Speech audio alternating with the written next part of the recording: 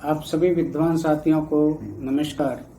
मैं डॉक्टर रामगोपाल मीना, प्राचार्य गौरी देवी राजकीय महिला महाविद्यालय अलवर, आपके समक्ष भारत रत्न पूर्व प्रधानमंत्री श्री राजीव गांधी जी के विचार आपके साथ साझा करना चाह रहा हूँ।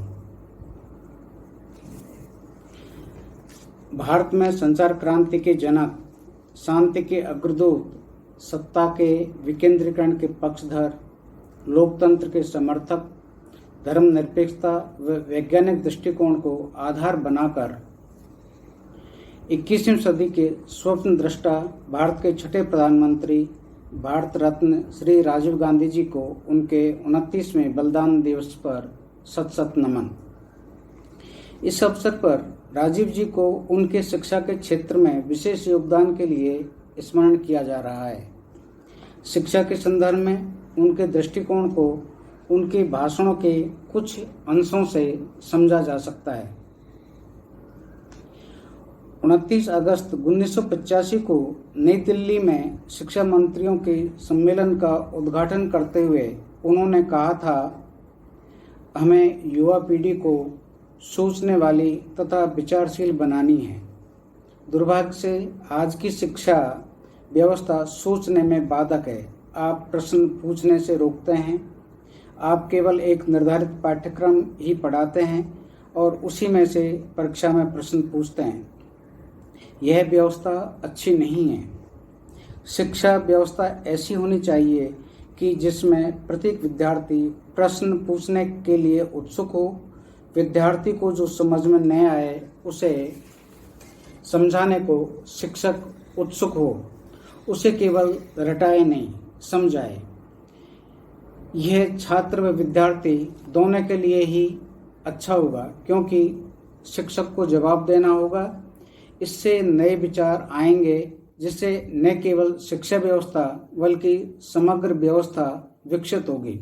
अर्थात राजीव जी समग्र विकास का मूल शिक्षा को मानते थे। इसी तरह 16 दिसंबर 1985 को मद्रास में उन्होंने कहा था कि समाज में महान समताकारी होगी शिक्षा।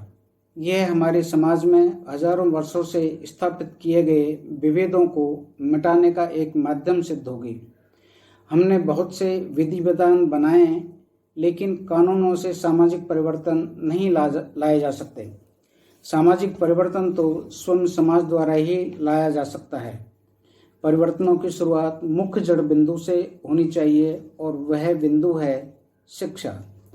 अर्थात उनके अनुसार परिवर्तन शिक्षा से ही संभव है। शिक्षा का राष्ट्र निर्माण में महत्व बताते हुए उन्होंने राज्यसभा में 1987 में कहा था कि शिक्षा में क्या महत्वपूर्ण है, इसके बारे में हमें स्पष्ट करना चाहिए। हमें पढ़ाना चाहिए कि हम एक राष्ट्र हैं, हमारे कुछ मुख्य मूल्य हैं, एक मूल विचारधारा है, एक सत्य है जिसके लिए हम खड़े हैं। महात्मा गांधी जी ने हमें बताया कि सत्य और अहिंसा के आधार पर देश का निर्माण करें। राज्यों को देश के इन प्रमुख सिद्धांतों को नहीं छोड़ना चाहिए। पढ़ाई केवल यह नहीं है कि छात्रों को बिना शिक्षक वाले कमरों में भेज दें और शिक्षा के अंत में उन्हें डिग्री प्रदान कर दें।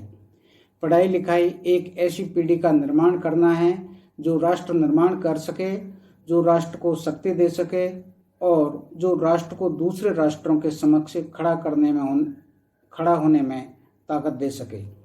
राजीव जी के उक्त दृष्टिकोण उनके द्वारा बनाई गई नई शिक्षा नीति 1986 में परिलक्षित होते हैं।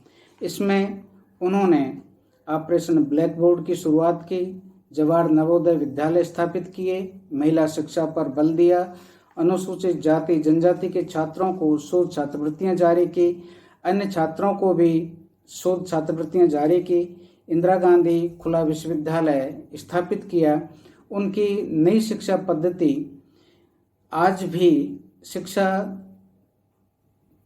शिक्षाविदों के लिए आदर्श है। इस प्रकार शिक्षा के प्रति उनका दृष्टिकोण व देन अविस्मरणीय है। एक बार पुनः उन महान आत्मा को सत सत नमन। जय हिंद।